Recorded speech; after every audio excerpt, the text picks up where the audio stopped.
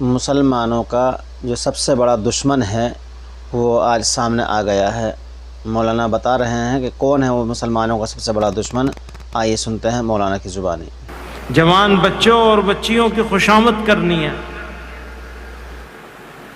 ان کے سامنے ہاتھ پیر جوڑنے ہیں کہ اگر تقدیر بدلے گی میری قوم کی یا ہماری قوم کی تو تمہارے ہاتھ سے بدلے گی۔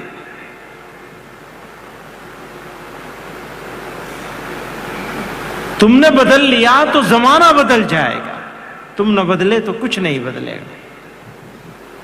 روند کر گزر جائیں گے لوگ تمہارے اوپر سے، ہمارے اوپر سے۔ یاد رکھنا اس بات، لڑائی باہر سے نہیں ہے، لڑائی اندر سے ہے۔ باہر کی لڑائی بعد میں آتی ہے، پہلے تو اندر کی لڑائی لڑی جائے گی نا۔ اپنی کمزوریوں کو دور کرنا ہوگا، یہ ارادہ کرنا ہوگا کہ آج کی یہ رات ہمارے ارادوں اور ہماری بے ارادی کو دور کرنے والی آخری رات ہوگی۔ میں یہ نہیں کہتا کہ آپ جمعیت علماء کے ساتھ جڑ جائیے، مت جڑیے، یہ بھی نہیں کہتا۔ اپنے آپ سے جڑ جائیے۔ کاش آپ اپنے آپ سے جڑ جائیں، اپنے اندر جھانک کے تو دیکھیے آپ کھڑے کہاں ہیں۔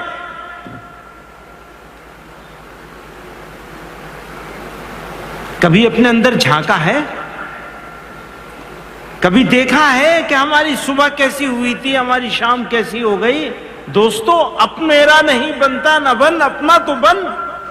جذبات کی ضرورت ضرور ہوتی ہے، جذبات بھی ضروری چیز ہیں، لیکن جذبات کو اگر آپ نشے کی طرح استعمال کرنے لگیں، بلیک میلنگ شروع ہو جائے جذباتی باتیں کر کے، تو وہ فائدے کی چیز ہے یا نقصان کی چیز ہے؟ وہ بات جسے ہم اپنی منزل طے کر سکیں۔ مولی صاحب ہیں، مولانا افتخار صاحب، جمعیت علماء کرناٹکا کے صدر ہیں، کہہ رہے تھے اللہ میں نے 2 کان کیوں دیے ہیں؟ معلوم ہے کیوں دیے ہیں 2 کان؟ زبان تو ایک دی ہے، کان 2 دیے ہیں، ایک سے سنو، دوسرے سے نکال دو۔ اللہ اللہ خیر صلی اللہ، چھٹی ہو گئے۔ اگر جمعیت علماء بڑی جمعیت علماء ہے تو آپ لوگوں کی برکت سے ہے، ہمارا اس میں کوئی کمال نہیں۔ اللہ کی مہربانی، بزرگوں کی محنت اور آپ لوگوں کی توجہ، شرکت، جتنی طاقت سے آپ شریک ہوں گے اتنا زیادہ مضبوط ہوتی چلی جائے گی۔ شرکت آپ یہاں کریں گے، کام آپ یہاں کریں گے۔ دلی سے آ کے کوئی کام کرنے والا نہیں ہے، یا احمد آباد سے پروفیسر انصاری صاحب آئیں گے، یہاں روز روز آ کے کام کرنے والے نہیں ہیں۔ کام آپ کو کرنا پڑے گا، مکتب آپ کو بنانا پڑے گا، بچیوں کی فکر آپ کو کرنی پڑے گی، بچوں کو آپ کو دیکھنا پڑے گا، جوانوں کو آپ کو سنبھالنا پڑے گا۔ اور جوانوں کو آج کے زمانے میں کوئی نہیں سنبھال سکتا، یہ بھی بتا دوں میں، جوانوں کو خود سنبھالنا پڑے گا انشاءاللہ۔ اگر جوان ارادہ کر لیں۔ ہاں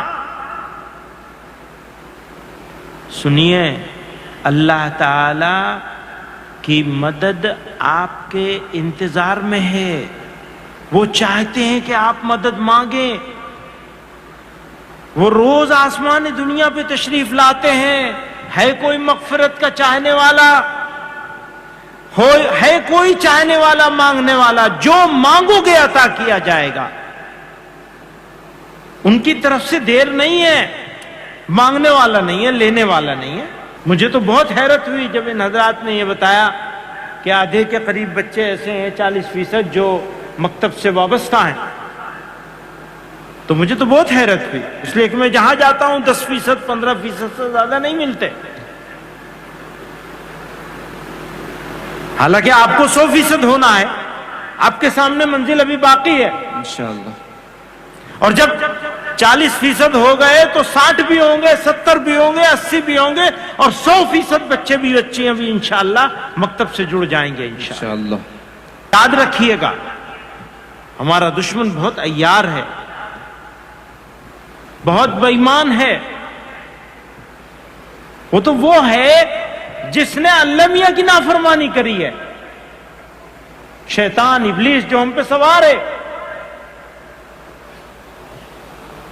کم سے کم درجے میں ہمارا موبائل ہماری جیب میں پڑا ہوا ہے، جو ہمارے شیطان کا اس وقت ہمارے لیے شیطان کا سب سے بڑا آلہ بن گیا ہے، سب سے بڑا ہتھیار ہو گیا ہے۔ کسی اور دشمن کی ضرورت ہے؟ جب موبائل موجود ہے تو کسی دشمن کی ضرورت کہاں ہے؟ ہم کو سمجھ لیجئے، کسی دشمن کی ضرورت نہیں ہے۔ ہماری دشمنی کے لیے ہمارا یہ اسمارٹ فون کافی ہے۔ بہت ہی اسمارٹنس کے ساتھ خدا کے دشمنوں نے شیطان کا آلہ بنا کر ہماری جیب میں پہنچا دیا۔ ہم تو سمجھتے ہیں ہماری ضرورت ہے، ہاں جی ضرورت بھی ہے، لیکن ہم استعمال کریں، ضرورت کے لیے استعمال کریں تو یہ ہماری ضرورت ہے، اور یہ ہمارا استعمال کرنے لگے تو ہم اس کی ضرورت بن جاتے ہیں۔ سمجھ رہے ہیں؟ زیادہ تر لوگوں کو موبائل استعمال کر رہا ہے، لوگ موبائل کو نہیں استعمال کر رہے ہیں۔ ہم لوگ اچھے لوگوں کی بات کر رہا ہوں، میں بروں کی بات ہی نہیں کر رہا ہوں۔ میں آپ کو قسم کھا کے کہہ سکتا ہوں، موبائل کا ایڈکشن ڈرگز کے ایڈکشن کی طرح لگ گیا ہے لوگوں کے پیچھے۔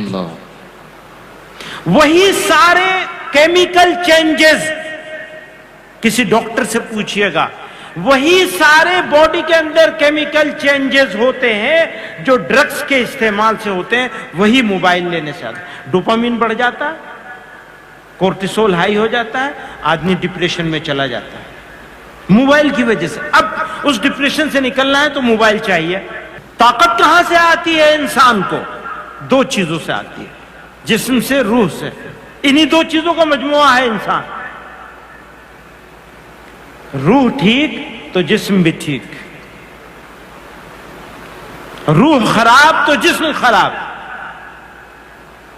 جسم مٹی میں مل جائے گا، روح کو اس عالم سے اس عالم میں منتقل کر دیا جائے گا، پھر کبھی موت نہیں آئے گی، کسی تیسری دنیا میں جانا نہیں ہوگا۔ ہزاروں، لاکھوں، کروڑوں سالوں میں بھی وہ زندگی ختم نہیں ہوگی، اور وہی اصلی زندگی ہے۔ اللہ تعالیٰ نے یہ ملک ہم کو عطا فرمایا، ہم کو عطا فرمایا، ہمارا مسکن بنایا۔